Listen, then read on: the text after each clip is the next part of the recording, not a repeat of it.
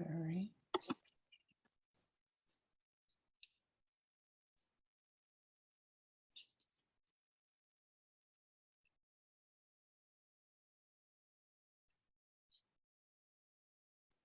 All right, we're going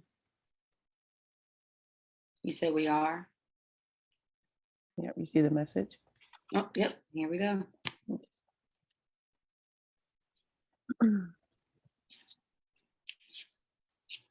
Can you greet Facebook?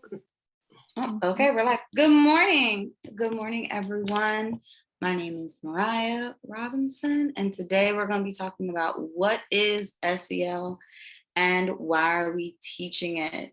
So excited to have everyone here. This is a really interesting topic, especially when it comes to our children, grandchildren, nieces, nephews, and ourselves. We learn a little bit more about ourselves every day, and I know this topic has helped me grow in self as well. So once again, good morning, good morning. So happy to have everyone here. We're going to be talking about SEL. I'm just going to give you those letters and hope that eventually by the end of today's session, you will know exactly what SEL is and why we've decided to start teaching it. My name is Mariah Robinson. I know you guys normally see me doing my makeup, but today you get fresh face, scarf, and glasses, Mariah, because I am teacher Mariah today. So happy to have you all here. Once again, we're going to be talking about SEL, why we're teaching it. It's a topic that one has changed my classroom and given me some things to reflect on self as I learned more about it myself. So hopefully by the end of today's session, you all will know what SEL is and why we teach it and how we can use it with ourselves and our children. Good morning, good morning. Good morning, Mr. Are we at the gym, Mr. Epps? I mean, dedication. Good morning. Good morning. How you doing? Good. How are you? I'm doing great. I'm at the gym, as you can see, trying to get my body and my mind right, you know? I mean, I'm for it. We're all for it. Good morning. Good morning. Peace and blessings. Good morning. How are you this morning? Great, thank you. Wonderful. This morning, once again, I am Mariah, and I know every time you've seen me before, it is to do some makeup, but today we took off my makeup artist hat and we put on my educator hat, and we're going to be talking about SEL and why are we teaching it.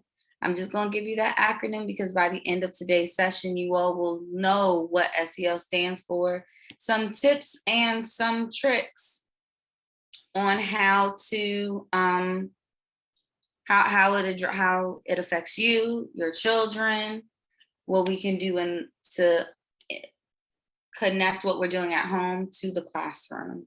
So I'm very excited for today's lesson. It's a very interactive, and we're going to be talking through it together. Just like my classroom, even in the classroom, I don't like lectures. We do a lot of student-led discussions. And so today we're going to do this group-led sort of discussion on what is SEL, why are we teaching it, and what are some tips and tricks that you all use that we can bring to the whole community, and what are some things in the classroom that we do that you all can also bring at home.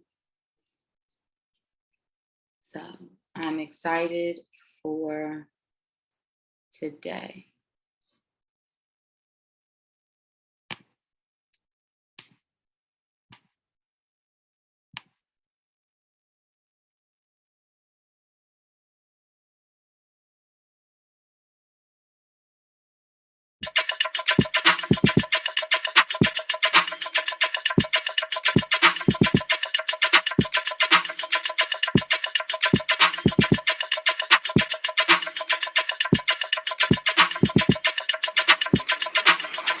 Wake up everybody, it's time to get up. Wake up everybody, it's time to get up.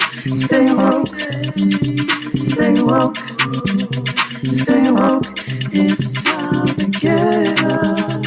Stay woke, stay woke, stay woke. It's time to get up. We're healing, we're dealing, we're growing.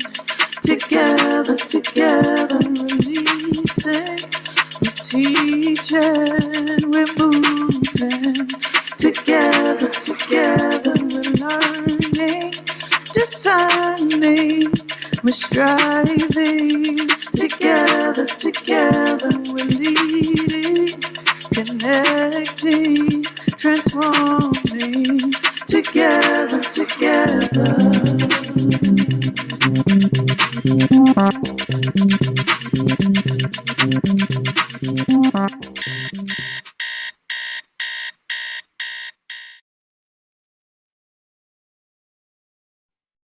All right. Good morning, everyone. So happy to see you all here on this very early Sunday morning. Once again, my name is Mariah Robinson. I know you all usually see me, and we are going to get our makeup brushes and foundation and such, but today you don't need anything unless you just want a notepad. Unless you just want a notepad to take some notes on SEL. So before we get started, I'm going to ask a question of, does anybody know or have an idea of what is SEL? And if you do, you can just either type it in the chat and we'll read it out, or you can come off of mute and we can discuss what is SEL. What do you think SEL is? And I know Chantel will be reading if you type it in the Facebook chat, and then I can also see the Zoom chat. So what is SEL? I'll give you about 30 seconds to think about it, type it out, or come off of mute to discuss what do you think SEL is? What is SEL?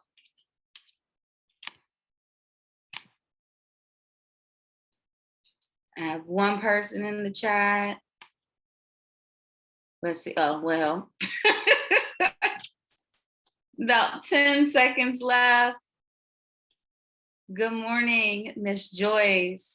Good morning, Miss Marie. I'm sorry I did not speak to you this morning. And Miss Scott, good morning, good morning. And Miss West. Oh, we have some people popping in. Good morning, good morning. Right now we are talking, good morning, I'm gonna repeat myself. I am Mariah. I know you all usually see me in my makeup artist hat, but today we're wearing my teacher scarf. So it's a different hat, different scarf, but we're gonna get it in today. So the first thing is we're talking about what is SEL. So if you have an idea of what the SEL is, you can go ahead and type it in the chat or come off of mute and tell us what it is. Shani, do you have anybody in Facebook telling us what they believe SEL is? No, we're all good for now. No, all right, very good. So I'll go ahead. SEL means social emotional learning.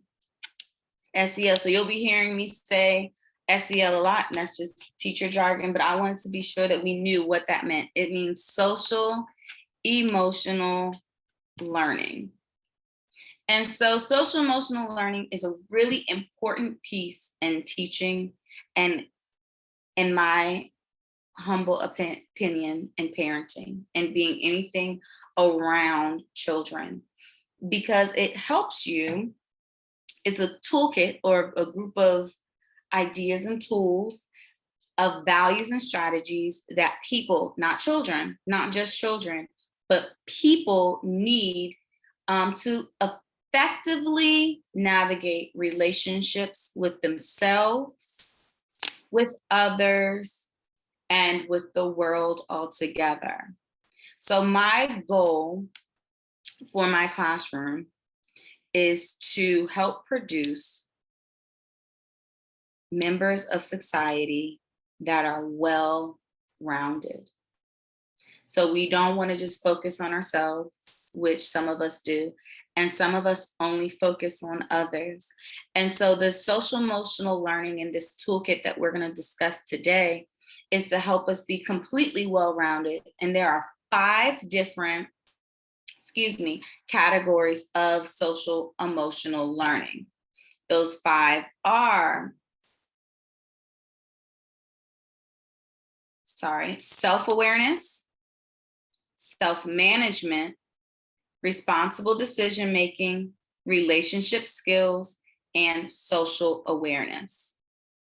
So there are 5 categories in SEL, and their Castle is who breaks it down.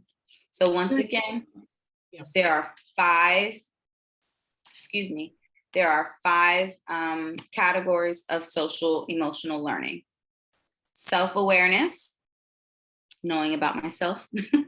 Self-management, how to get myself together when things are going bad or good.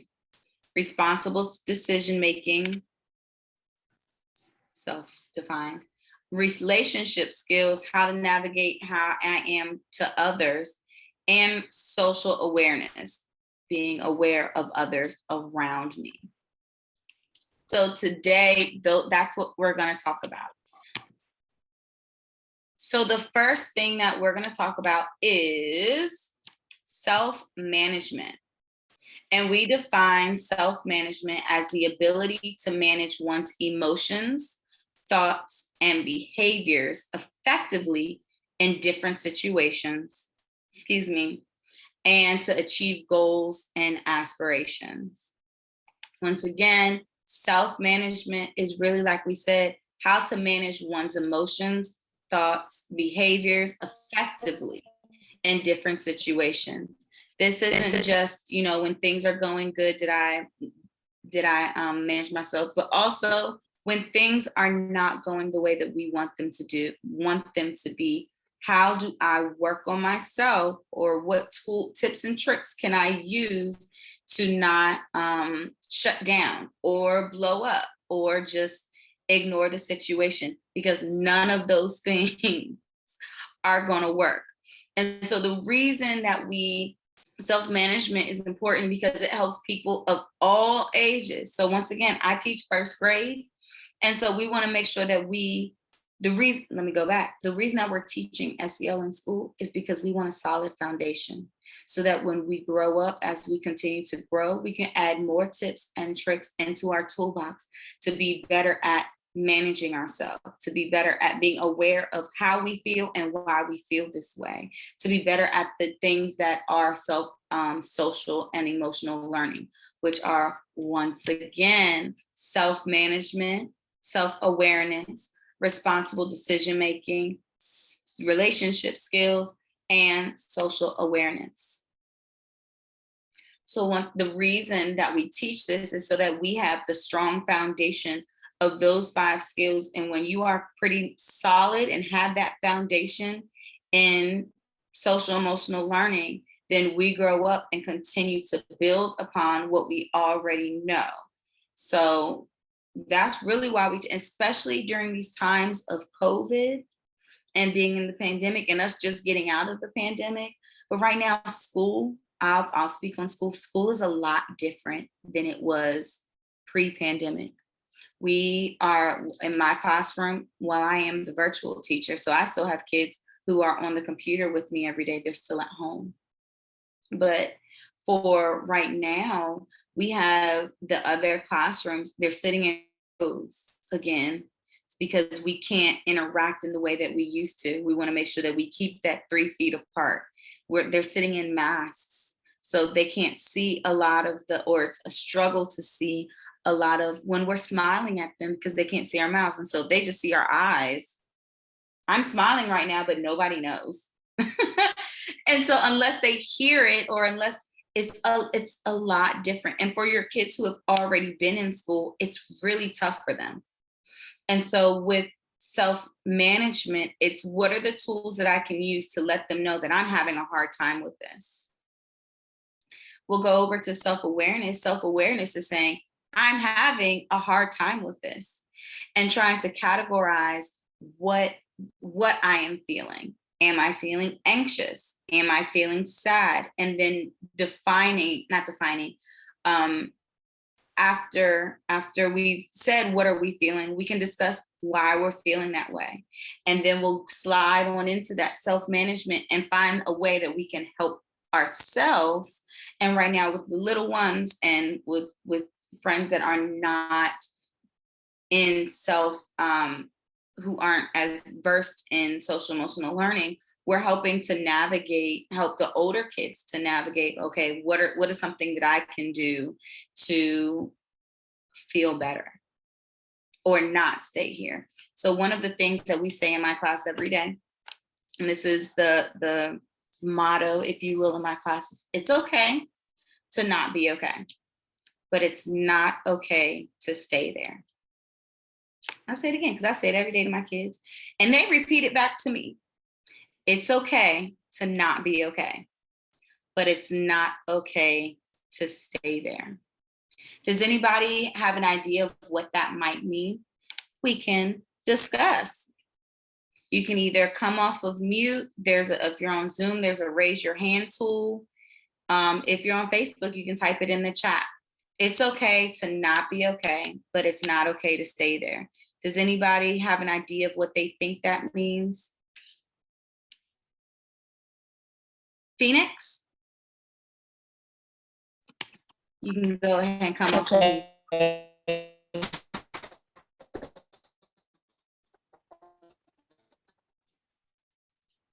Good morning.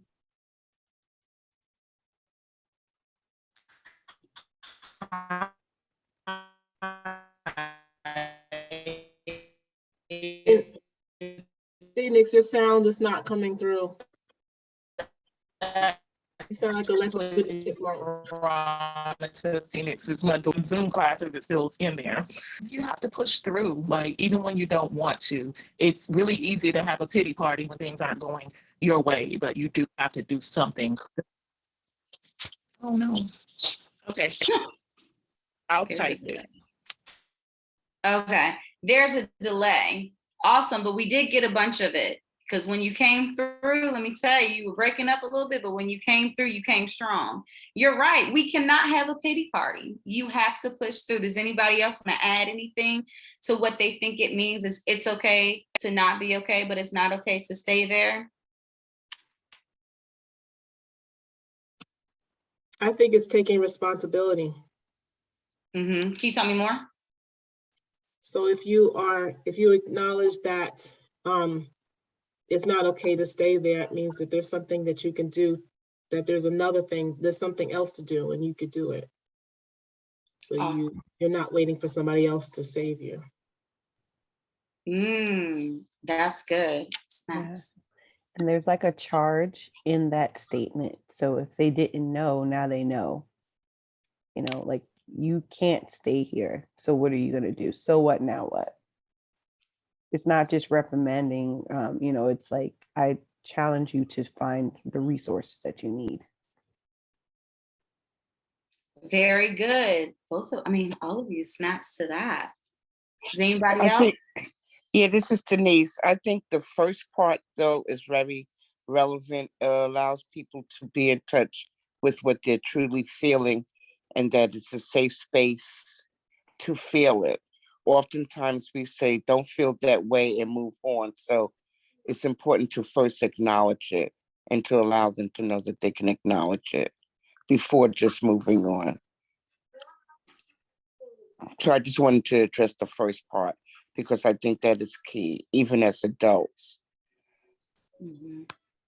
Very nice. So, and the not okay to stay there, I do want to say that it does not mean that I'm going to fix this and I'm going to be okay within the next 10 seconds. Or the moment that I fix this, everything is going to be okay. It takes a lot of time.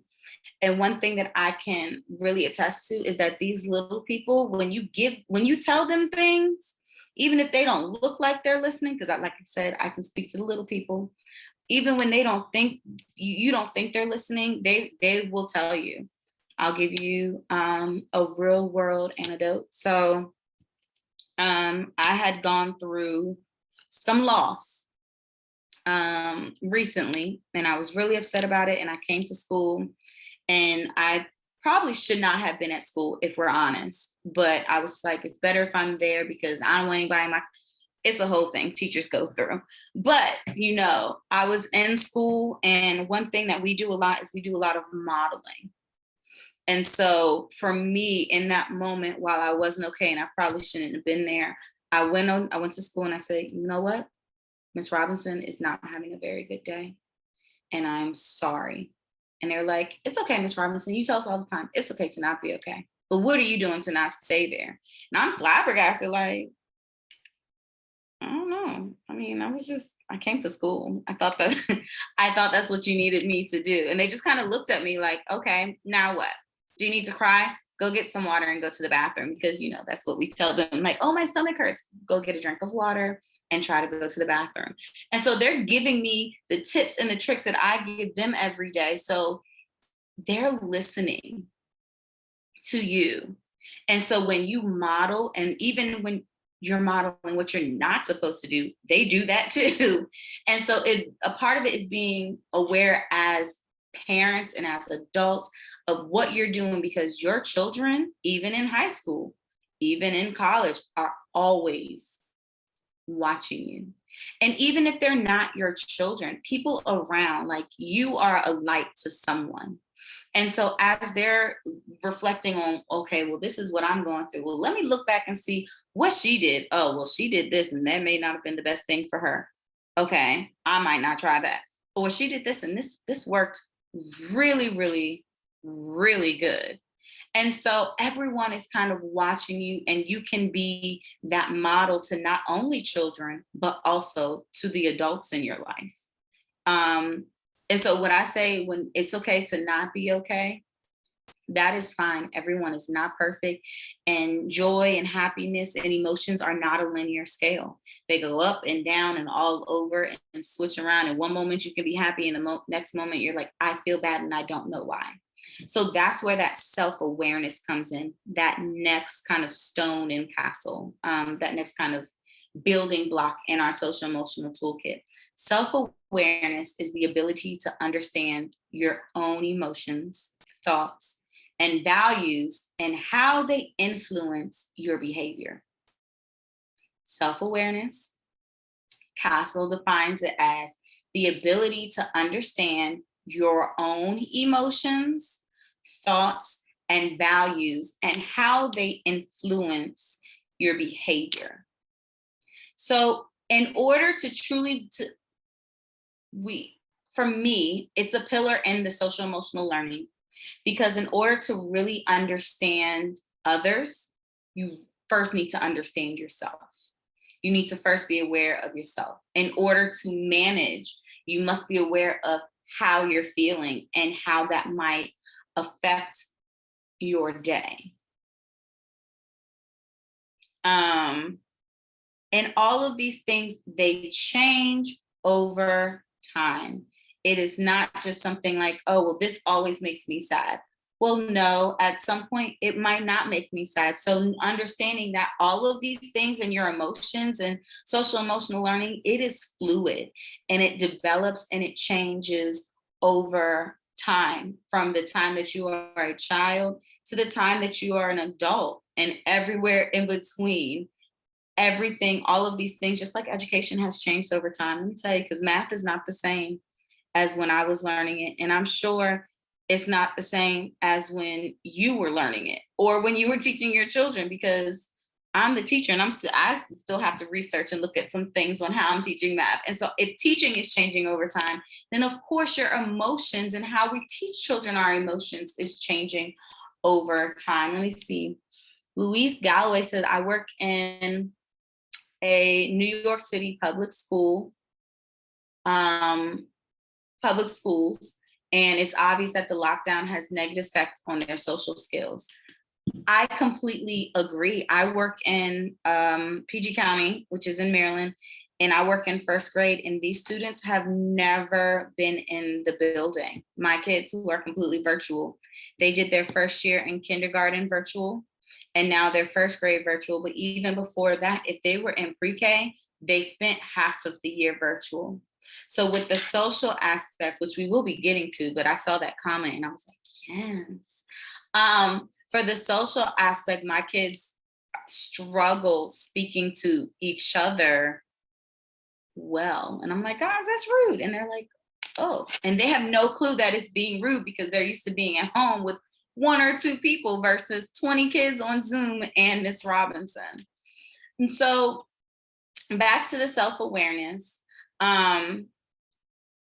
When you're able to navigate your own emotions, you become in my opinion, a stronger person. You become more, like, once again, aware of yourself. And so then once I'm aware of myself, I can make the changes to better myself. So if I know that this situation is something that I struggle with, then instead of just trying to cover up this situation or walk away from this situation, I am able to therefore navigate the situation in a way that I can become better, or I can research the tools to say, hey, this really makes me upset. I go to therapy. So I'll go, hey, Marianne, this is what happened. Let's work through this. Or I'll call a friend and say, hey, this is what happened and I'm really struggling. What are some tools that you can use? And so in the classroom community, I'll go to another person, another teacher, and say, hey, I have a student who struggles with this. What are some tools I can give them, as well as their parents, to help them navigate themselves? So it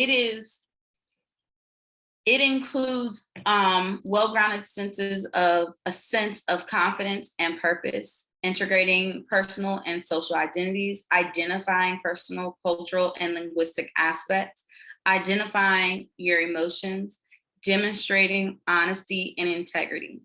I talk about integrity in my classroom all the time, and integrity is, for us on the first grade level, is do the right thing even if no one is looking. You're showing that you have integrity because you're not doing it for anybody else. You're doing it for yourself to say, I know that this is the right thing and I'm going to continue to do this. So, excuse me, I apologize. A lot of these things are starting with yourself. So that is social awareness. The next one that we are going to, self-awareness. Does anybody have anything that they want to add with self-awareness? I'm giving you the floor. Integrity, that's you. All right, so let's call on somebody. Unless someone raises their hand and jumps in, I'm going to call on, oh boy, Joyce.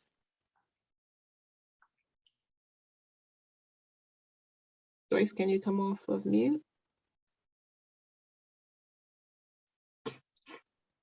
Joyce, are you there? While Okay. we wait for Miss Joyce, I think I see Miss Louise Galloway.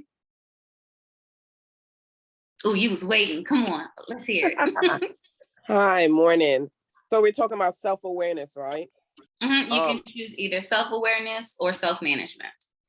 I'm gonna say self-awareness because, and I'm gonna phrase it back because I work in a school, I'm a school nurse. And besides the children having that effect, that issue with the social skills, some of the teachers are too, because there's so many of them that were remote for like the last year and a half. And they're like, oh my God, I'm back at a school. I have 20 something children. And as a school nurse, sometimes they come and they vent to me, like, sometimes they're freaking out, or they're like, the child sniffled, go to the nurse. So sometimes I have to tell them, okay, you got to deep breathe too. They have to also understand, sometimes they have difficulty themselves understand their own self-awareness. And I know for me, I sometimes say to myself, okay, I have to deep breathe where am I emotionally at this point, and make sure that I can be patient enough for whatever I'm going through to be able to deal with the children and look at it from their perspective, because sometimes the children and the teachers could be having a meltdown, and then I have to be self-aware enough to say, okay, this time, forget about whatever you're going through, just deep breathe and try to be empathetic to what they're going through. So, and as parents, the parents freak out, sometimes the teachers freak out, and the children. So this time with COVID and mental health awareness is such a challenge for so many people. So yeah, that's what I had. Thank you. I'm complete. Awesome. I thank you for sharing, but also I like the way that you phrased it of like, the parents are struggling sometimes and the teachers are struggling, and therefore it's going to continue, and the children will it's trickle down effect, and they'll start to struggle. Let me see, Miss Teresa.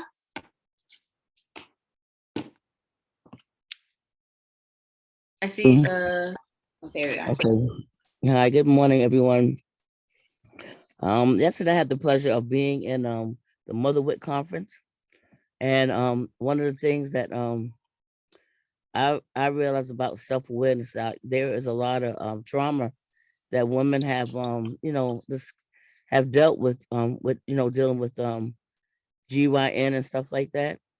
And so I was triggered, during the conference because I had a really bad experience when I got a biopsy. And so it gave me a self-awareness point of that. I have to really thank God for thank the universe and the ancestors for Kenyova, because she was saying to me, she was like, well, just call the people and talk with about what happened to you. And so because I was upset with myself because I did not stop the doctor doing the procedure, and it was very it was horrible. And so she said to me, just call the doctor. And just something as simple as call the doctor, changed my whole dynamic of looking at it, because another young lady said the same thing, that they tell you that's going to be a pinch when you're doing this this biopsy. And it's a lot of things that what I loved about the conference was that there are a lot of things that happen to women in doing a GYN exam, or just dealing with just medical stuff, period. And we don't have the self-awareness that we can fight and get help when you're not treated properly or handled properly. But because we have not been taught to speak up for ourselves in those areas, we just take stuff. So that's the thing that I'm saying to myself, is that I've been self-aware about certain things, but when it came to like with my help, I have not had that self-awareness, so like, hey, Teresa, you don't deserve to be treated this way. And sometimes even like I've been in doctors where I've seen doctors say, whatever to the patients, and they just take it, but so I am going to be on a serious thing about just even talking to my, just talking to other women about it, like what happens when you go into a GYN doctor, how are you handled? Because that's something that that we just don't, that I just didn't do. And I'm just thankful that I was at that conference yesterday.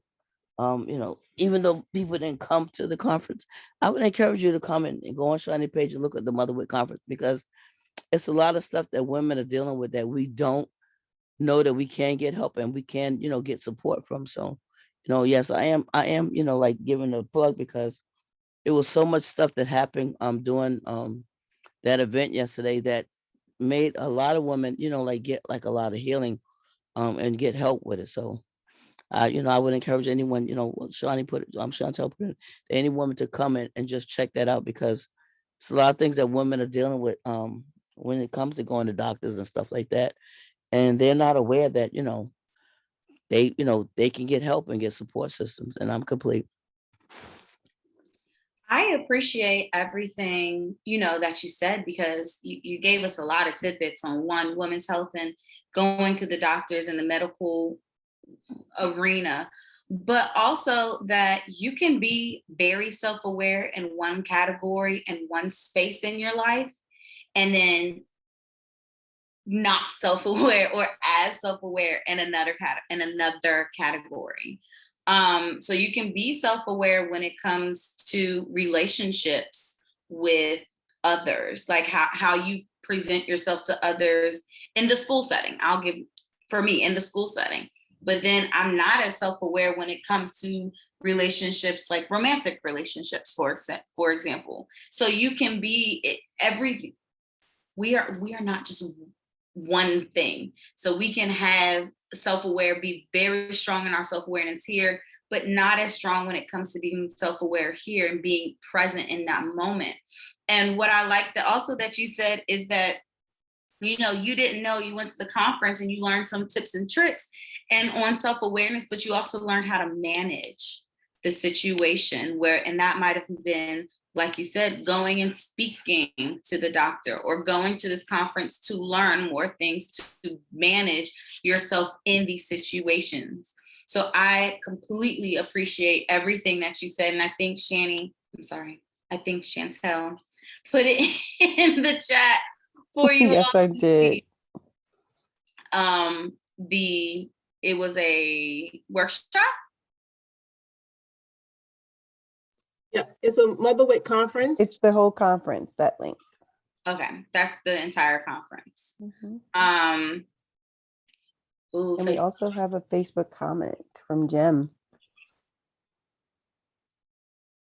It is expedient that each of us gets to know ourselves at a deeper inner level before we can navigate our relationships with others with ease. With the diamond, I love it. And that is completely true. The more I'm better with myself, and the more I'm aware of myself, the better I can be with you. And present that person. I want to present the person that I am to everyone. And I want to present myself in the best light. And in order for me to present myself in the best light, I have to know myself. One thing that I did notice that we said was, like, you know, with, I think it was Miss Louise, I believe, who said this, of, you know, the trickle down effect with adults and with the teachers and then the adults and then the children. It's a trickle down effect. And what I want to say is that sometimes we forget that children are little humans trying to learn to navigate this world. That's all that children are. And we are just bigger humans learning to navigate the world, but we have the experiences to help us to get to that navigation. And so when children and even adults are not self-aware or don't have those tools for management, and we don't give it to them, they're going to choose whatever thing that they can or that they have found that works to do. So a lot of times we as adults get frustrated, like, why are you crying about this? And then sometimes we choose corporal punishment. Sometimes we choose just yelling. But think about it, if you made a mistake at work and your boss just started yelling at you and you're like, I didn't even know I made a mistake. And then also yelling doesn't fix the mistake, right? Or hitting, if your boss just walked up to you and popped you because you made a mistake, we would go to human resources and you would get fired. They would get fired, right? But as parents, we can't get fired. And as a teacher, I can't do that, nor would I want to, right? So I think that sometimes we as adults get frustrated with our children because they don't have these tools. And they're crying because that is the tool that they have learned pretty much since birth that works to say, hey, I don't feel well and I'm gonna cry and I hope that you can figure out why I'm crying. And then we as adults are like, you're 5, stop crying. There's nothing to cry about. And they're like, but what else can I do, right? And so that's the part of being self-aware that we as adults and as teachers and as parents and as anybody in their life can help them navigate of, okay, let's discuss, what were you doing? What are you feeling? Oh, I don't know what I'm feeling. Well, what were you doing? And really breaking it down so that they understand, okay, well, I was doing this and then I started to feel like hot inside, and I don't know why, but I'm really they don't have the words, but we can help give them the words. We can help them navigate that feeling to being self-aware. And then after we navigate that feeling, then okay, well, our next step is, okay, well, when you feel this, this is something that I do, and this is something that I saw that grandma does, and it really helps grandma. And so then now they have one tip, one trick in their toolbox. So next time that they feel this way, they can do this. So we put together self-awareness and self-management into one. It's not one, it's two different things, but they are interconnected. Shani? Yeah, I've learned that as an adult, throughout my life, I would habitually say it's okay when someone apologized, or I would apologize just because it was right. It was the right thing to do. And so now when the kids come up to me because they tap you on the shoulder about everything, he hit me, he did this to me, she did that. And then you go to tell them to apologize and they're like, I'm sorry. And the other child says, it's okay. And then I bring it back and I'm like, do you know why you're saying sorry? And they will literally say, no. It's something that I know to do after I did something wrong. And the other child is like, oh, it's okay. And so I asked them, do you know what you're saying sorry for? And then they don't know. We talk through, why are you sorry? What are you apologizing for? And then the other scholar is like, yeah, I accept that, or I don't accept it. And they learn how to say or articulate what they did wrong and how they're learning from it. But also the other scholar saying, I don't really appreciate how you treated me. Honestly, I was just saying okay because I thought that was the thing to say. So me learning that as an adult and learning how to communicate, you don't have to underestimate the power of the kindergarten brain. Like they understand when you're talking to them, and they can learn those lessons right now just as well. I like that. So we don't, when we apologize, and this is just a tool that we can use as adults as well, is when we apologize, say why I'm sorry. Because for me, I'm sorry is empty. You're not sorry. You're not a sorry person. So we usually say, I apologize for. Right, exactly. And give them the tools, the sentences to form that thought, and don't just leave them out there hanging, or don't just open and shut the situation. Say you're sorry, they say sorry, and then that's it. That's a learning opportunity for them. Very good. And learning opportunities happen every day and consistently. Yeah. And so that brings us to social awareness. It was a very good segue. Kudos to us, guys. We're doing this morning.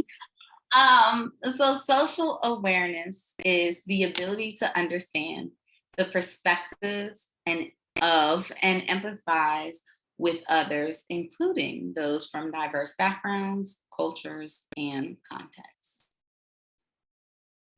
Once again, social awareness is the ability to understand perspectives of and empathize with others. We don't have to include the rest of it. It's literally being able to understand other people.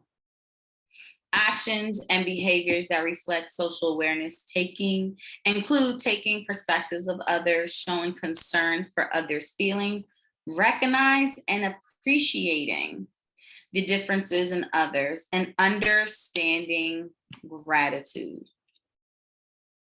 So what do you guys get from that definition of social awareness? Miss Teresa. I have to go back to the Mother Wit conference. I was just so like wow. There was some people that were talking. We was in a red tent, and there was a young lady that talked, and the way that Kenyofo just listened so intimate, and I just have to give her kudos. I saw, it's like I really like got a different love for Kenyofu yesterday because she was just so kind to everyone. And we was discussing our personal business, and none of us felt like that, like she was prejudging. She was like, it's okay, you did the best you can. And she was just like a mother to us. And I was like, wow. I was like, thank you for having her in my life. I'm crying because that's how much it impacted me yesterday, the way that she was. Me and my sister was talking about it last night, how much she impacted us. And it was like, I got some stuff to learn, because it's like sometimes we are judging people, and because we have been taught that, and it has been done to us, but she never judged us. She just kept on saying, it's okay, and so um I was actually looking up for a grant this morning to help her do what she's doing, because I was up 5 o'clock and I was like, I gotta help this lady get this message out, because not this lady, but this blessed sister, get this message out, because she just gave us so much that social compassion and just loving on us. And it was like, it was like she was like our mama, like she was like a a fairy godmother to us in that event yesterday. That's how I felt about her. That she was like our fairy godmother, because she was just so loving, and she has so much compassion for us. And it was like, this is something that we need to give each other. It's like we have gotten so hardened by what's going on and by the world system that we have lost the ability to have social compassion for one another and stop. It's like there's things in our heads that, like we just make up a story about why this person is doing them. But I saw social compassion to such a degree yesterday that I was just so thankful to be in the midst of that Motherhood conference.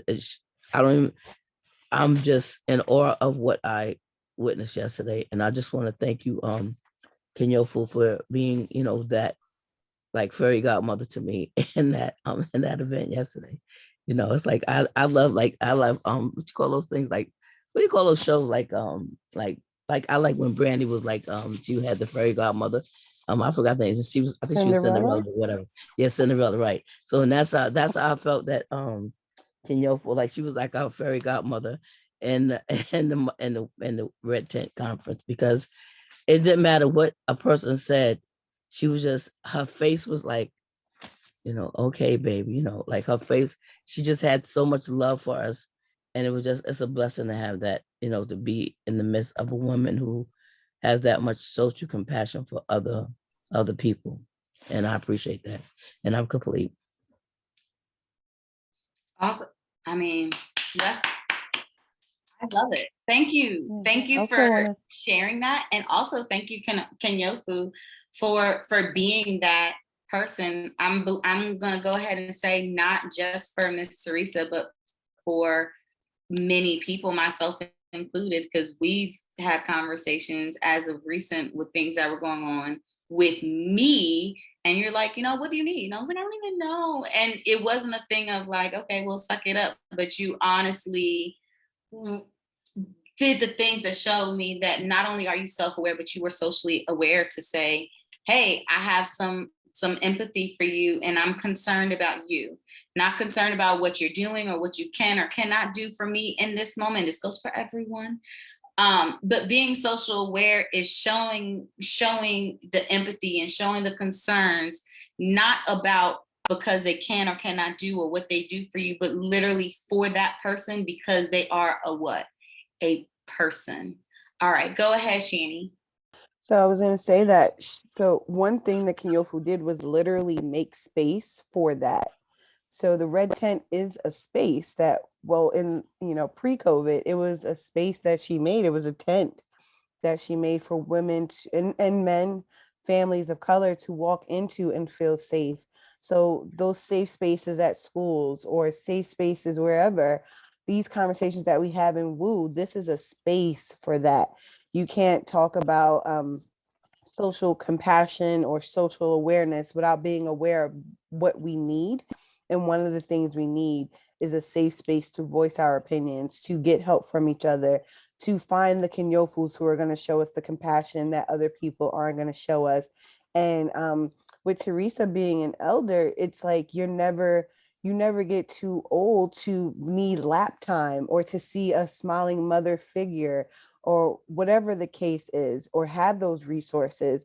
Or it's never too late to tap into the experiences that might have been traumatic for you, where you need a space like the Red Tent, or you need a space like Woo to come to. So we have to continue to establish these spaces for each other. That's very good. And we can, as adults and as teachers and as nurses and as preachers, it just rhymed. I couldn't help it. We need to create that space, not just for ourselves and our friends, but I'll bring it back to our kids. We can create that space for our kids. So my kids come into my virtual classroom and they say, hey, Ms. Robinson, I need a breakout room. And I'll go, oh, okay, everybody go do something, or 10-minute break. And instead, like, I'll pull them into a breakout room and we'll just talk. I'm really sad because blah, blah, blah happened. Or, my brother made me really upset this morning and I almost hit him. And I'm like, oh, I'm so proud that you did not hit him, because that would not have been good. And we'll have a whole discussion, no matter how long it takes, because I'll pop back into the other room and go, okay, we need to, y'all do this, because I am still a teacher. Y'all do this, but in this moment, this student needs me. Or I've had parents come on and be like, hey, Ms. Robinson, when you get a minute, can we talk? And there's a difference of, can we talk about, my child is doing this, or I need help with this. It's a moment of, hey, this is what's going on in my life and it's affecting my child. My parents would not be able to have those conversations with me about their life, because it's not their child's life. It affects their child, but they would not be able to have those conversations with me if I, one, did not create a space where they felt safe and heard. Because there's a difference between, I'll listen to them, but I want them to know that I am actually hearing them, and we will either come up with a plan together, or I'll ask them, okay, what do you need from me? Because sometimes I just need someone to talk to. And other times it's, can you help me? Can we come up with this plan? And so one thing that I found in being a little more socially aware of in my past, because I personally, and me and my therapist, Mary Ann, we talk about it. I'm a fixer, and I like to try and fix people's problems, even if they've not requested that of me.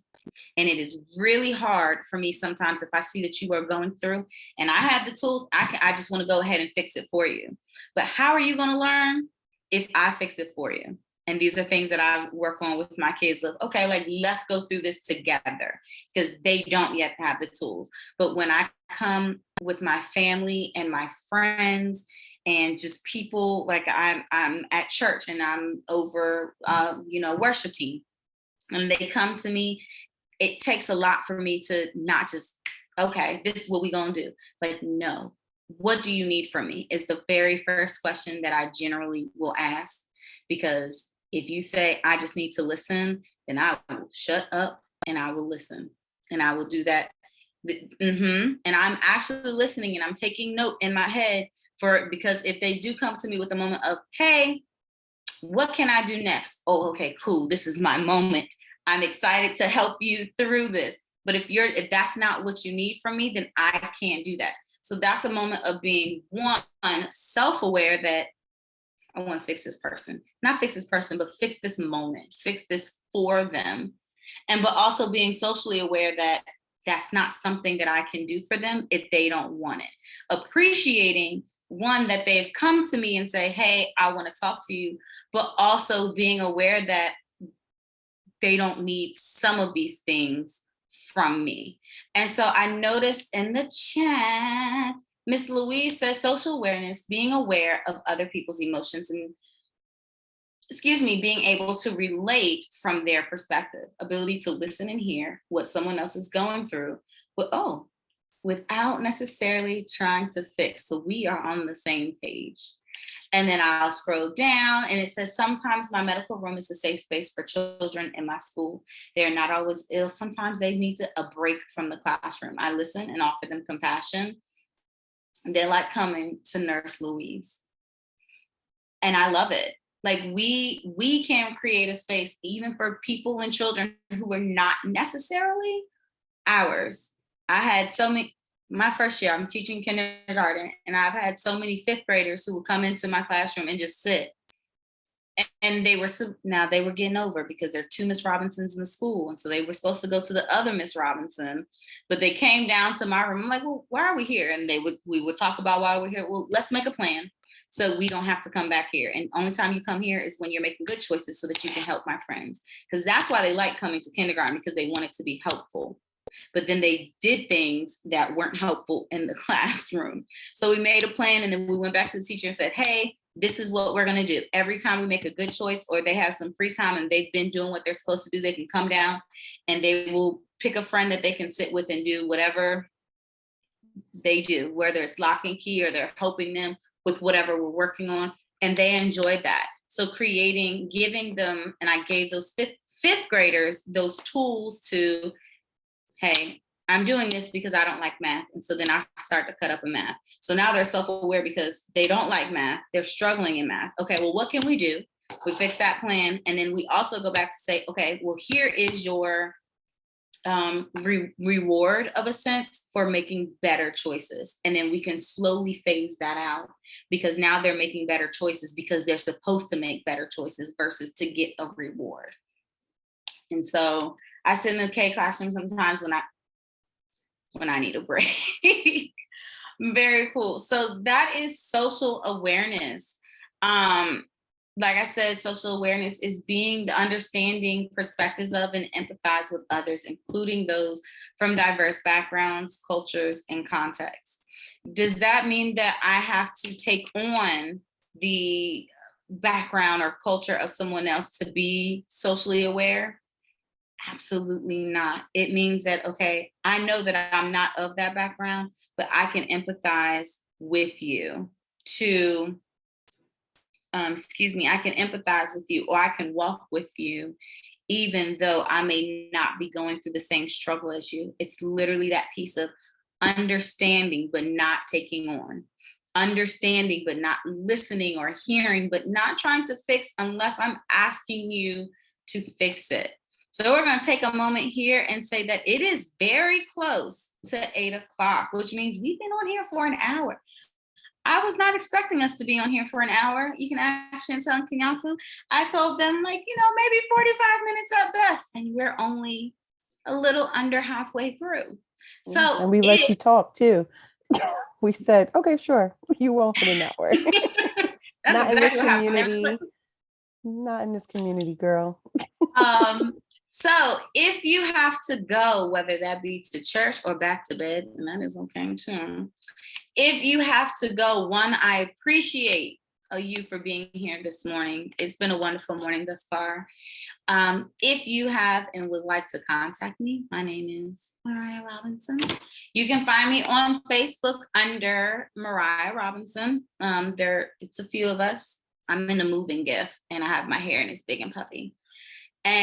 Or Instagram, which is the @ for the number 4 ever _timeless.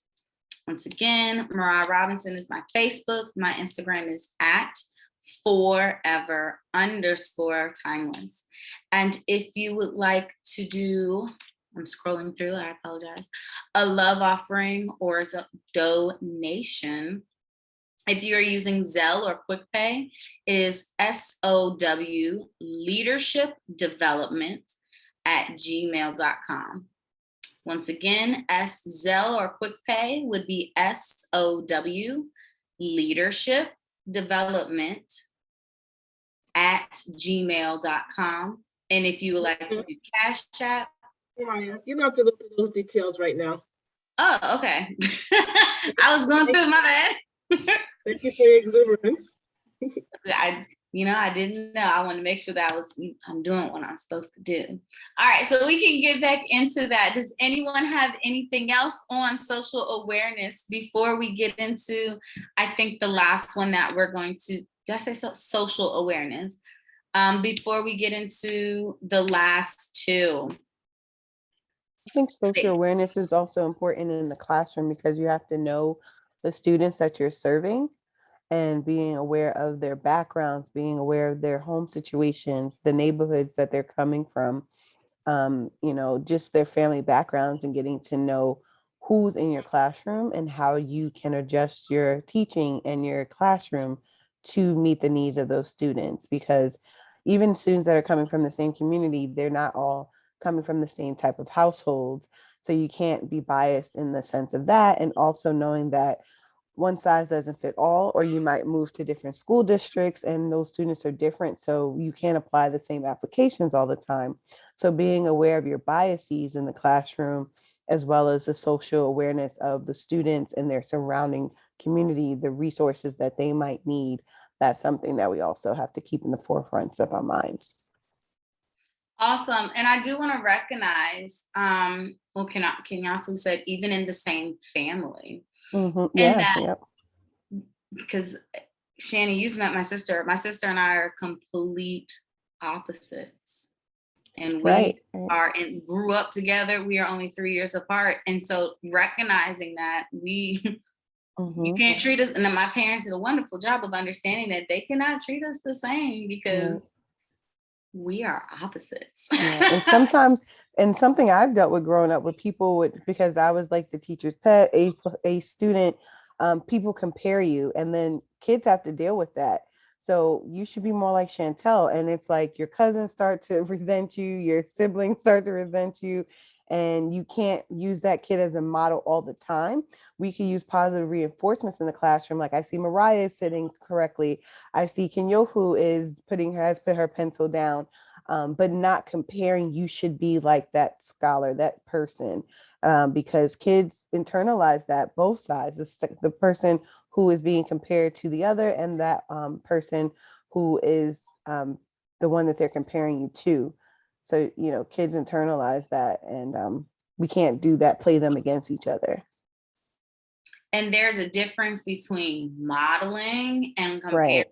Right. So if I just said, oh, I love the way that Kenyafu is sitting, and that's just because Kenyafu is sitting, that doesn't say that I don't like the way that Chantel is sitting. But if you're not doing the right thing, then you're going to look at Kenyafu and I'm going to change and I'm going to sit just like her. And the moment that happens, you can find something positive in everyone, even if they're not doing exactly what you want them to do in that moment. The moment that they do it and you find that, I call it a glow and a grow. You find that glow for them, then okay, I got them hooked. Like, oh my gosh, I love the way that Miss Gina has stayed on mute this entire time. I really appreciate it. Well, when she's not on mute, I'm not gonna say, oh, you're not on mute, you need to get, but giving her that moment of the moment that she gets on mute, like recognizing that, oh, this is a learning moment.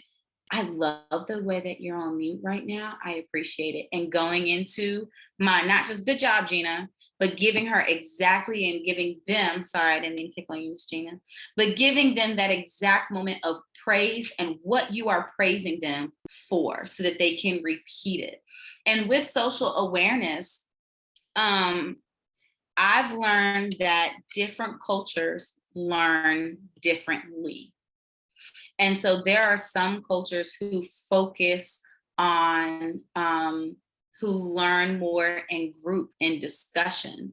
That's a lot of your, I can't even think of the exact cultures, but a lot of your cultures who focus on groups. And then you have some cultures who are more individualized and want to do it on their own. So I had to find out, like in my classroom, I have mostly African Americans, and according to my research, and also according to what I've learned about my class, we do more with discussion versus me just giving them the information and expecting them to learn it or expecting them to understand it. But we do more with discussion, and they learn a lot more from each other and each other's mistakes or each other's examples than they do with just me saying, okay, this is how you add, boom, there you go. And instead I'll say, okay, let me get something. Miss Stacy, show me what you did. And then Stacy will come off of mute and I'll share Stacy's screen, and Stacy will show us all of how she added this math question. And another kid was like, oh, I did it too. I want to show you my way. And so now we have two different tools of adding 4 plus 7. So we can add on a number line. I'm going into academics, but we can add on a number line, and that's how Stacy did it. But then, excuse me, Miss Marie did it on a 10 frame. Well, now, let me see. I'm going for names. Miss Amal, she didn't know either of those two ways. So now she has two different tools that she can choose from, because I just said, okay, here's the different ways that we can add, and they did it 2 other ways. And so being socially aware is just giving them what they need and learning from them, and learning that every child is going to learn something different. Because there are friends who go, I just want to, can I just go in and do it on my own? Okay, cool. If that's what you want to do, but know that you can come back and be a part of this discussion. Do they mute me? No, they still hear everything, but they go ahead and do the work ahead of time because they want to do it individualized. Does that happen all the time? No. Sometimes I do need you to be part of the discussion, but there are times where if you want to work on your own and you don't have at it, just get the work done. If you have any questions, you can come back. Let me see. Oh, my internet is wonky. Okay. Can you hear me now? Yeah, I'm going to read it, Mariah, to give you a moment to breathe. And Louise says, she's speaking in reference to what Chantel shared. My daughter is very academically self-motivated and my son is not. I made it a point to not tell my son to be more like his sister. Very challenging at times though. And Chantel says, yes, but that's okay because now you have the tools to incorporate modeling language or praising him, what he is doing. Yeah. Mariah, are you okay? Yes, I think I just need to. All right, can you hear me? Is that better? Yeah. Okay, cool. Louise circles back. She says, yes, he has his own skills that I do praise. You had called Gina's name, just a demonstration, and it was in my mind to ask Gina to share as well. So I'm calling on Gina. Is there some input that you can offer?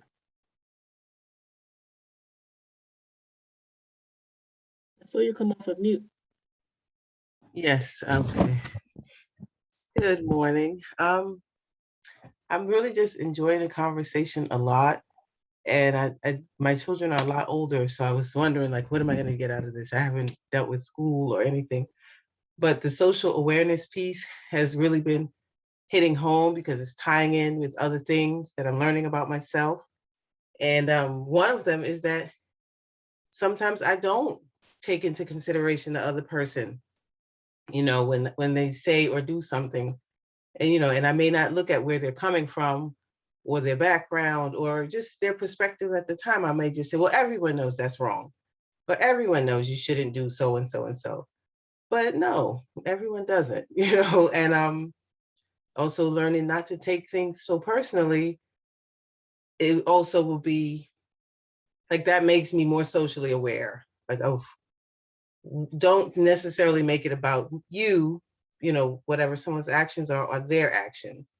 And as children, I was definitely always saying things like that to my children. Oh, don't worry about it. That's, maybe she was in trouble at home this morning and she came to school with an attitude, something like that. But to try to make them more socially aware, to try to make them more compassionate.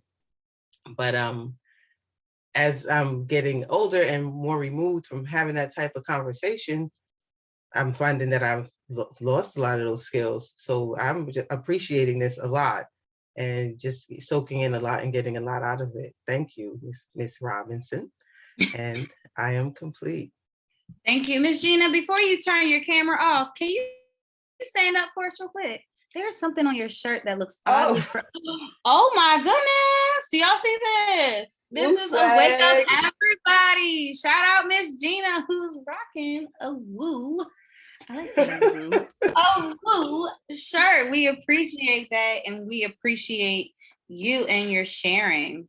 Oh, We thank definitely you. do. And I'm glad that you're getting something out of this. I think, like I said, as we grow and as we become adults, some of those things that we learned as children or that we were able to do so easily as children, it kind of we struggle with it as adults because our experiences and the way that we've had to do life, not just done life, but had to do life, has shaped a lot of our decisions and shaped us and shaped our minds and our decisions and how we present ourselves and how we are to ourselves, how we are in our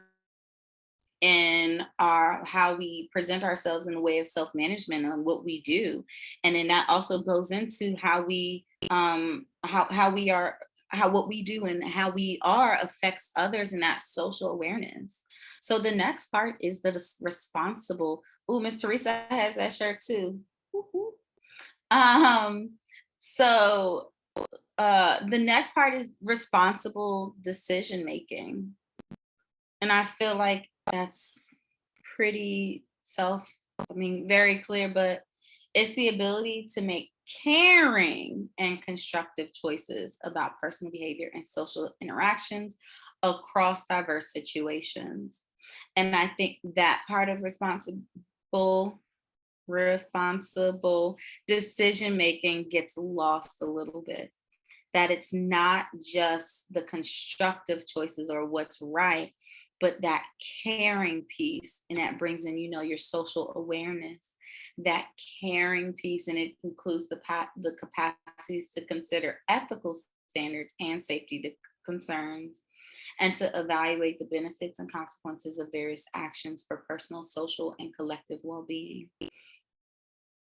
I really just want to be clear, and we all make responsible decisions, but sometimes our reasons behind the decisions that we make may not be as caring as we want them to be, as they are logical. And those two things, they do overlap, but sometimes they don't. So for me, there are times where things are logical, and if you're not doing something logical, I'm like, okay, I'm done. I'm still learning. I will be completely honest and say I'm still learning. Now, I'm not that way with my kids, but when it comes to adults, if it's not logical and if it doesn't make sense, 1+1. Oop, my internet is unstable. Can we hear me? Am I good? Thumbs up, thumbs down, Yes, thumbs yes. over, thumbs up. Okay, cool. That logical piece, because for me, 1+1 will always make. And if you get cow when you add 1+1, I'm looking at you crazy. But with children, I'm like, okay, yeah, no, here's some tips and tricks, and this is what we can do. But with adults, I'm just like, I don't understand how you got that way. It's a whole different demeanor. It's completely different. And so that's something that I personally have to work with adults. Children, I got you. And I even told Shani and Kenyafu this morning that speaking about this morning made me miss, because I work with kids for a reason. But this part of the Kenyofu, I'm so sorry. This part of the is something that I learned and I needed to learn over time. And so I thought it was a really good topic for everyone to get something from. Miss Teresa.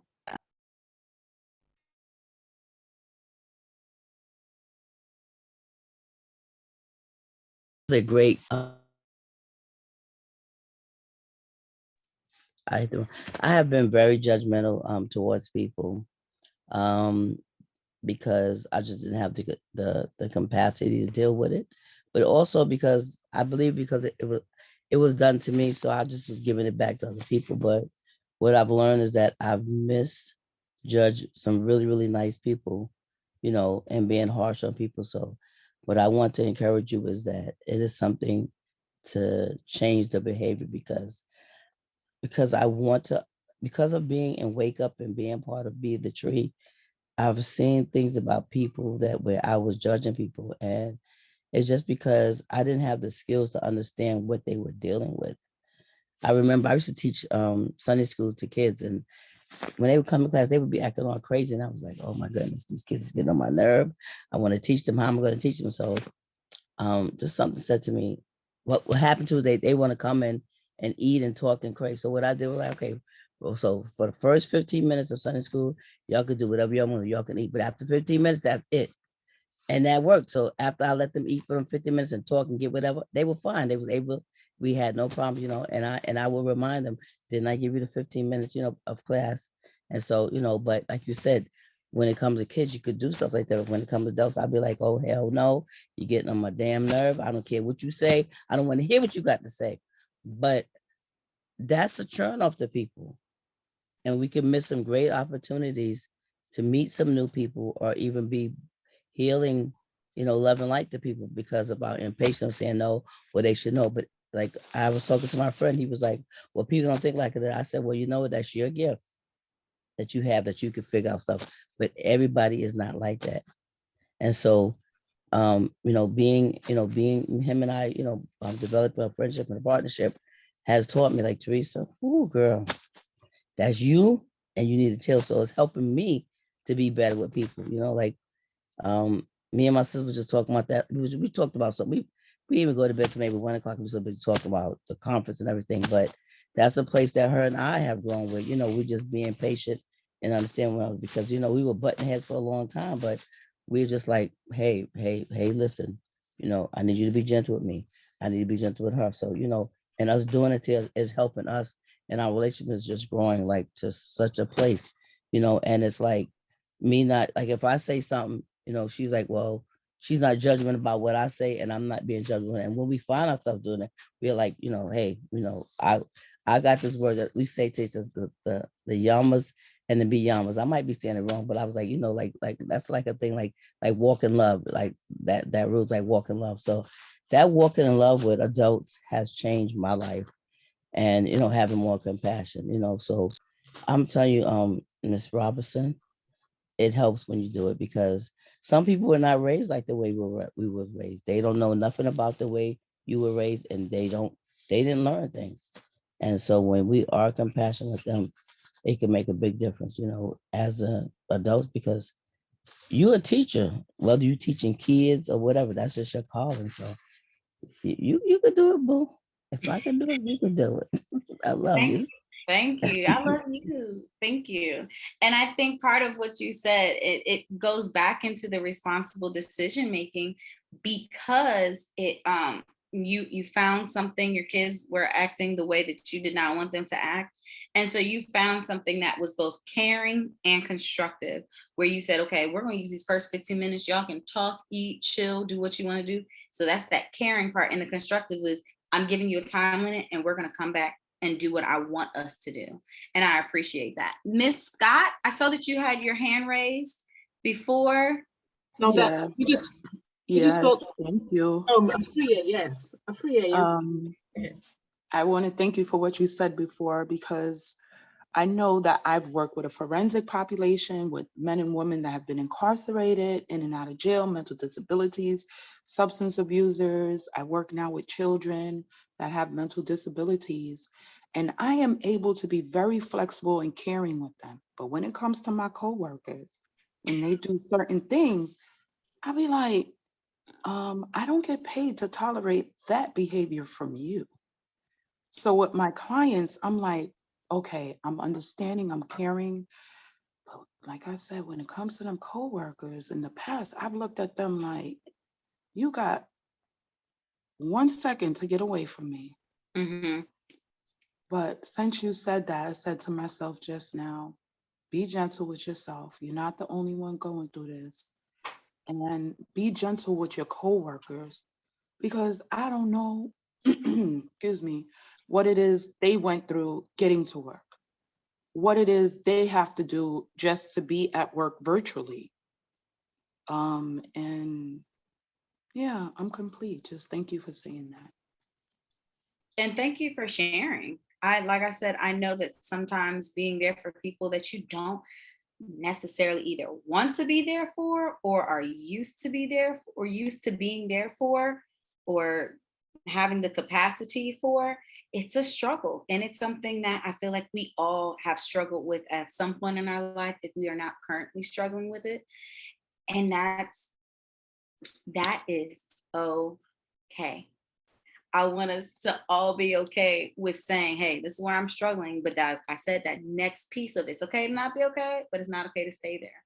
So taking that moment to do, for me, self-awareness also goes into self-thought, self-reflection. So me taking that moment to reflect and say, why does this bother me so much? Or what can I do so that it doesn't bother me so much? And if that's just saying, you know what, I need to work on this, that is okay. So we've already worked through that first step of like, I don't like this. Here's why I don't like this. So what can we do? Not just to, we don't have to like it, but what can we do to get past this so that it doesn't affect us? Miss Wall. I got it. Jem from Facebook, she says caring is critical because people sense if you are genuine and respond accordingly. And Terry Ruffin, she shares social emotional awareness has been an essential tool with my adult son. Chantel adds caring and compassion across the lifespan, not just the kids. And Sahu Speed says learning, can it truly be ongoing? Is that I think it's a rhetorical question. Okay. You saw me like I want to say yes, but I'm sorry. Miss Wally, I see that you have your hand up. Yes, Abimbola. Yes. So when you talk about speaking about responsible decision making, and so it took me back to college because I had a decision making, a class. I actually had a course in the effective decision making. And so so I wanted to know what that look like when you're talking about children, because basically when we bring up our children, they're told what to do. In your classroom, you're telling them what to do. So when you say responsible decision making, how does that look? Because like, so and another thing in terms of me rethinking, I have two grands, a 9 and 11-year-old. So at what point do I help them make effective decisions? So, I'm just throwing that out there. How does that look in terms of children when you're the teacher and the parent and you're telling them what to do? Does that make sense? No, that makes okay, yes. No, that makes perfect sense. So a lot of that comes from that we've taught them and we've told them what we need them to do, and that responsible decision making is taking it and doing it, and having them use what we have taught them in order and on their own. So we make responsible decisions. We use the frontal lobe of our brain, which is the thinking brain, to consider the possible outcomes of our actions. And so a lot of our younger kids, they haven't developed that. And so what happens is we teach them, and we are now developing that thinking portion and that frontal lobe of their brain so that they can they can make the correct decisions and being responsible. It also comes in from them using their experiences. Well, I touched this hot stove. It hurt. My hand is now sore. It hurts a lot. And so now when the stove is on, or I'm not going to touch this stove, it comes from their experiences as well.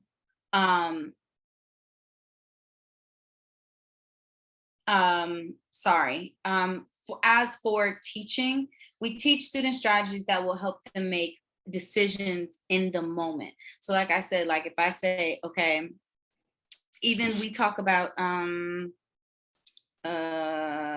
cause and effect. Well, I use everyday examples. So that might say, hey, I fell and my shoes are untied. What was the cause? What was the effect?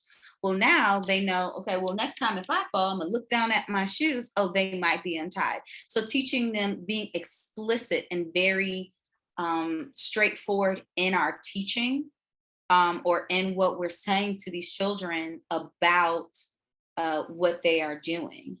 Someone said, Miss Teresa, and you were 100% correct, Kenyofu. I'm gonna say correct this time. Can you give us some, do you have any tools that might help on the parent side versus the teacher? Oh, me? I was just typing in the chat to give them a choice. So if you, as a parent, you know what it is that you want, and there's a, what is it, an idiom or a phrase that says there's more ways to get to Rome, something like that. More than one road to get to Rome, or whatever that phrase is, right? In other words, you have an end goal. You might think that there's only one way to get there, but if you open up your mind, you can realize there's other ways. So some of the choices that you get to make a choice. You get to think about the choices to give the child to follow through on. And one of the choices you can think about is to make the task a game. So if it's about putting the toys away, you could be in that one track mind and just put the toys away, put the toys away, put the toys away, but you're not giving instruction. So you could say, okay, let's pick up all the yellow things that's on the floor and put them in the box, or whatever it is, like make a game. Can we do this together in less than 1 minute? How many toys can we put away? And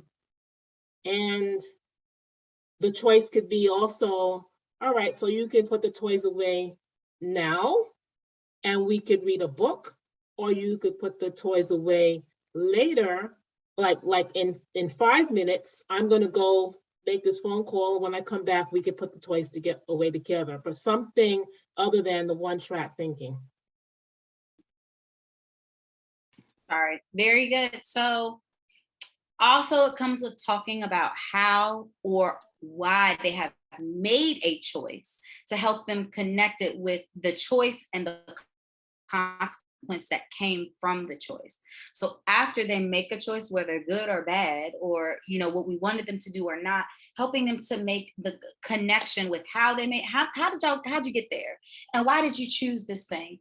And so it helps them to connect choices with consequences. So I chose this, and here's my consequence, and I don't like that.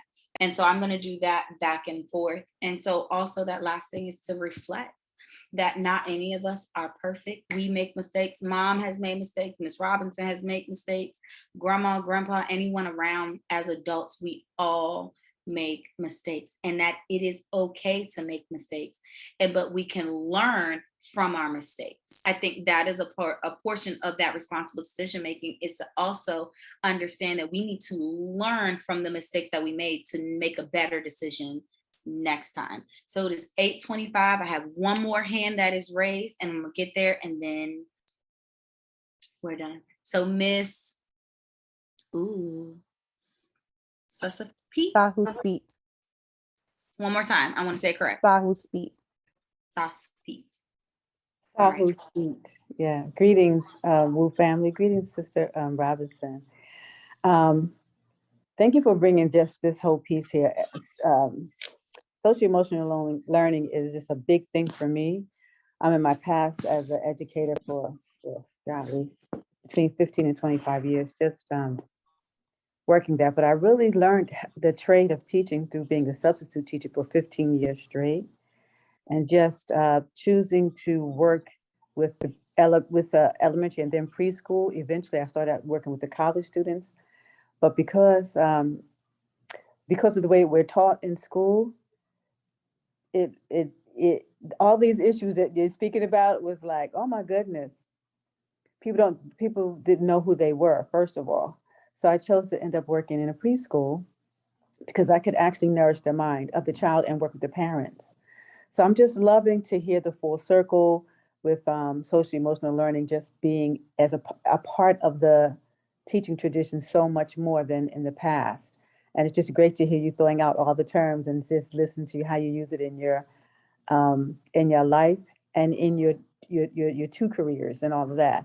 Just it's just great to hear. I wanted to speak about the phrase that I put on there, and just saying that we learn so many tools as children in school, and then when we become adults, we don't use them. And it's just like, the question for me is like, how would our life situation and work situations change if we actually use those same skills in our workplace? If we use what we're teaching the children in our classroom, if we use those same skills in the workplace and in our adult situations at home with family and friends, what impact would that have on us then? That's kind of what I hear as your question underneath all of that. And so that's the question for me. What impact would that have for us if we actually did use those skills all the time in our lives? Yeah. Awesome. Thank you for sharing.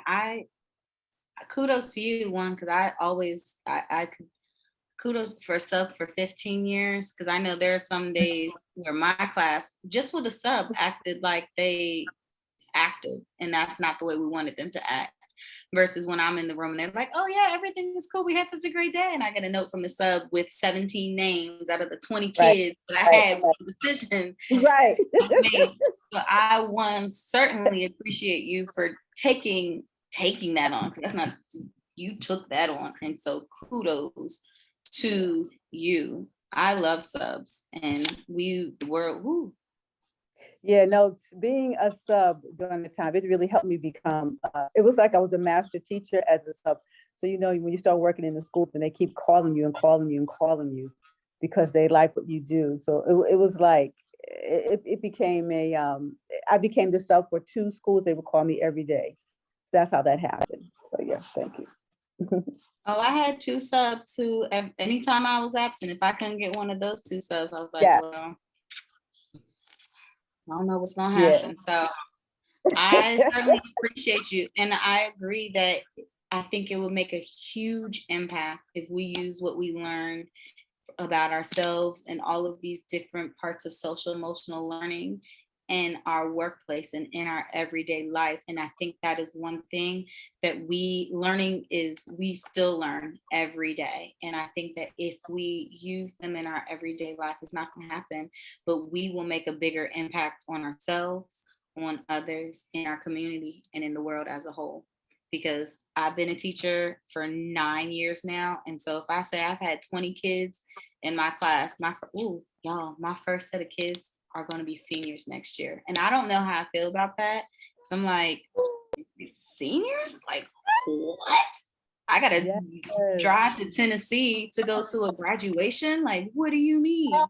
But beautiful to know that I've impacted, because I still am connected to their parents, right? They still call me, hey, Miss Robinson, this is what's going on. Or Bryson will message me on Facebook and say, hey, Miss Robinson, so guess what? We won the football championship. And I'm like, oh my gosh, thank you. Thank you for telling me. Or he'll take his mom's phone and text me. And so it's like things like that make a huge difference. And so for those 20 kids, I've made an impact for them. And so now those 20 kids are going to make an impact on their friends. And it's just going to become a huge web.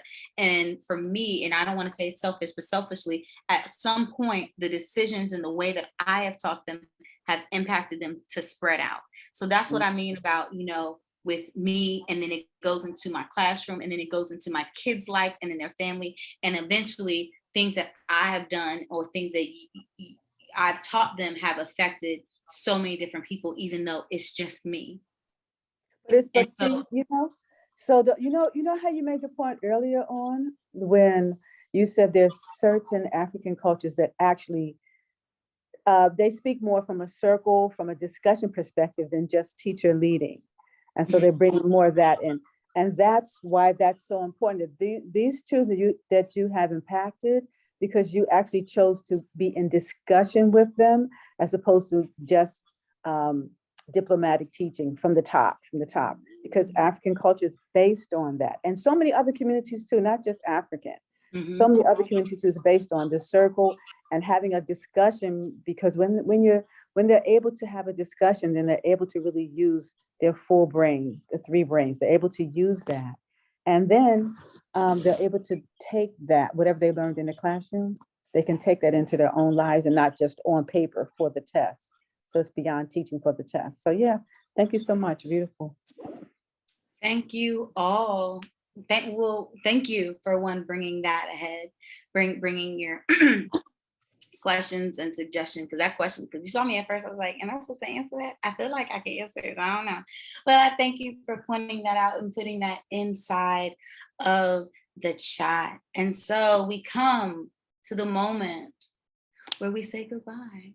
No, I appreciate everyone. Like I said earlier this morning, I was very much nervous about being here this morning. And in this seat, because like I said, normally I'm over here in the makeup seat. So today I'm in our regular seat, and we have had a great discussion. I've learned from you, and I hope that you have taken something from this session as well. If you would like to contact me, my Facebook is Mariah Robinson, and my Instagram is at forever_timeless. There, I have it's a little bit of everything on my Facebook. So you can get some moments of like being teacher Mariah, then you get some moments of being makeup artist Mariah, and then you get some moments of just being like, I just turned 30 Mariah. It's a little bit of everything. And so just be aware and know that. And so if you would like to make a love offering or a donation, you can use Zelle or QuickPay, and that is SOWleadershipdevelopment@gmail.com. And if you would like to make a donation via Cash App, it is the money symbol, Spirit of a Woman, SPIRITOFAWOMAN, Spirit of a Woman. And the code is #& 446MR for if you're putting it like a note in there. And that is that. Thank you so much, Mariah. The link is also going to be dropped in the chat. So Monday, tomorrow, come back and listen to our own Sahuspeet Kokai. She's going to be presenting a topic called Guided Massage Monday with Sahuspeet. And on Tuesday, we will have Robin D. Stone with the topic Rona Reset Part 2, Cultivating Gratitude, Harvesting Joy. If you're new out in the space, please let us know whether you're new to Facebook or new to Zoom. Drop it in the comment section or the chat so they'll know. Don't keep it to yourself. We want to know that you're new so we can celebrate you. And be rest assured you will not be alone in the celebration. So we're here 5 days a week, Sunday, Tuesday, and Thursday, 7 to 8:30.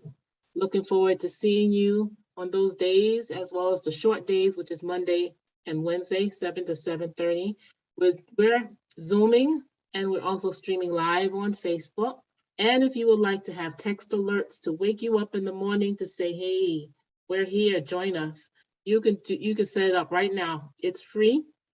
Pull out your text, open up a message, type in 74121 in the telephone number section, and in the comment section, type in Wool Nation, press send. That's it. And you'll be on the automatic alert system. We saw Gina wearing one of our swag shirts. Get yours. And not only do we have the t-shirts, we also have sweatshirts and masks. We also have mugs and thermoses. You can get them at bit.ly/woolswag. And staying in touch means registering every week. For the newbies, this is what you would go to get the link. For the people who've been around, this is where you would go to get the link. The link will come via email. So bit.ly/wake up movement. We have Facebook. We have a Facebook page, and we have a Facebook group, private group. So the page is Wool Community, bit.ly/Wool Community. And that is where we're streaming. You get the notification that we're streaming live onto that page, and then we share it. All right, I'm getting confused again. All right. and we share it into the private group. And that would be bit.ly/Rule Nation. So you would need to request admittance into the private group, but the page is free. You want to like the page so that you can get the notification, and you want to join the group so that you can be in the inside topics.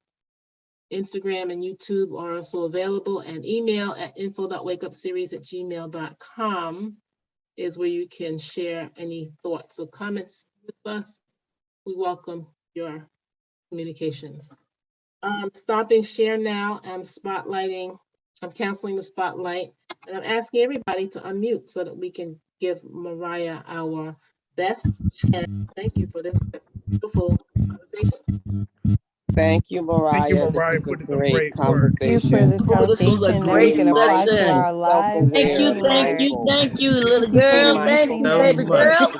It's So wonderful. much. thank you for Thank you. releasing that nervousness so you So can share your much. gifts with Have a us. great day, Thank you. everyone. Thank you. you. Love y'all and have a blessed Thank day. you, everyone that had a great input. Hello, my lovely family. Thank you. We needed your voice. We needed your Thank you so much. Move education. We forward, needed your everybody. I Hi, method. love Miss y'all and have a Laura. blessed Hi, day. Thank you Adam. for Hi, sharing your Chantel. voice with Mama us. Tia, You are Mama love and light, Good to sis. see Thank y'all. you for waking up early for Everyone us. that's here, love y'all. Thank Thank you y'all so so much. much. Thank y'all. Thank you. Love y'all. Thank Wake up, Great Thank power everybody. for you. everybody. and thank It's you. time Have to a wake up. wonderful day. Thank you so Love much. y'all. Thank you so Have much. a great day, family. Right. Thank you Yeah. again. Thank Peace and you. blessing.